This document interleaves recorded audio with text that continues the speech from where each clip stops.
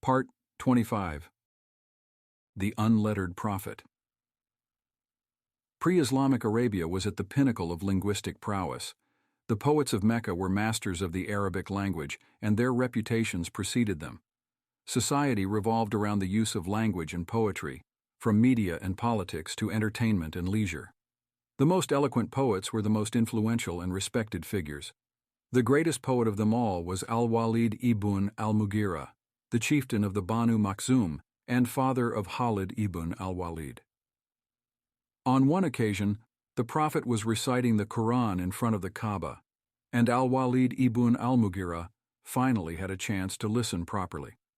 He was mesmerized and stopped in his tracks until the Prophet finished. He muttered a statement of prose which then spread like wildfire.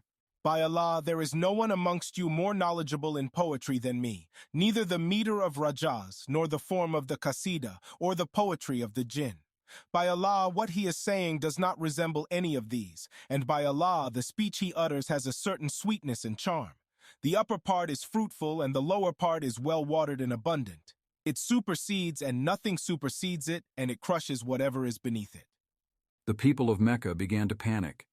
The greatest poet of Mecca, as a pagan, admitted defeat after hearing a single recitation of Quran. When the news reached Abu Jahl, he sought to rectify the situation. He said to Al-Walid, "Your people have heard that you have praised the Quran, and they will not be satisfied with you until you disassociate with Muhammad and speak out against the Quran." Unlike Abu Talib, who was the embodiment of integrity and leadership, standing his ground and sticking to his principles, Al-Walid was a more typical politician, acquiescing to external pressure. He replied, "Tell me what to say." Abu Jahl said, "Call him a madman." Al-Mughira responded, "But everyone knows he's not a madman, and he does not exhibit any symptoms of a crazy person." Abu Jahl said, "Okay, so call him a fortune teller." Al-Mughira again responded, "But he is not a fortune teller. He doesn't have their vernacular nor their style." Abu Jahl then said, "Call him a magician." Once again Al-Mughira said, "But he's not a magician. He does not have their invocations or tricks." Abu Jahl finally said, "Call him a poet." Al-Mughira responded, "By Allah, I am the best poet amongst you. None of you can compete with me, and I am saying that this is not poetry." Abu Jahl persisted, demanding, "You must say something, and we will not be satisfied with you until you do." Al-Mughira then asked to be left alone for a few days to think of a solution. He grew increasingly exasperated thinking of a solution until he finally came up with an idea. However, before he even had the chance to vocalize it, Allah sent down verses of Quran articulating, with striking accuracy, his ideas, thoughts, feelings, and even facial expressions. "And leave to me the one I created all by myself, and granted him abundant wealth and children always by his side, and made life very easy for him. Yet he is hungry for more. But no, he has truly been stubborn with our revelations. I will make his fate unbearable, for he contemplated and determined a degrading label for the Quran. May he be condemned. How evil was his determination. May he be condemned even more. How evil was his determination." Then he recontemplated in frustration, then frowned and scowled, then turned his back on the truth, and acted arrogantly, saying, "This Quran is nothing but magic from the ancients. This is no more than the word of man. Soon I will burn him in hell.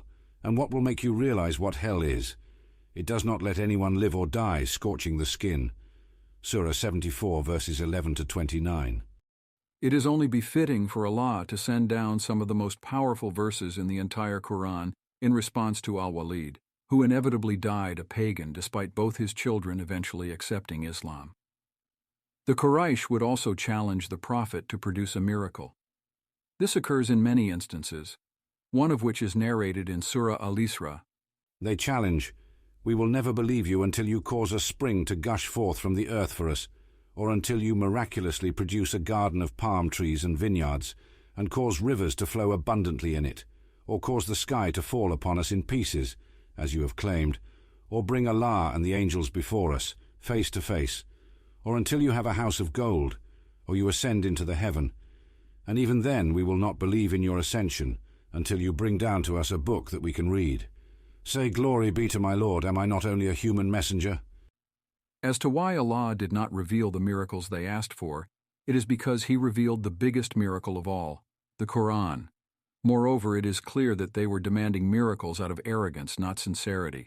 Allah says, Even if we had sent them angels, made the dead speak to them, and assembled before their own eyes every sign they demanded, they still would not have believed, unless Allah so willed. But most of them are ignorant. Surah 6, verse 111. The previous nations, such as the likes of Ad and Thamud, indeed refused to accept the truth even after being shown miracles. Nothing keeps us from sending the signs except that they had already been denied by earlier nations. Surah 109, verses 1 to 6.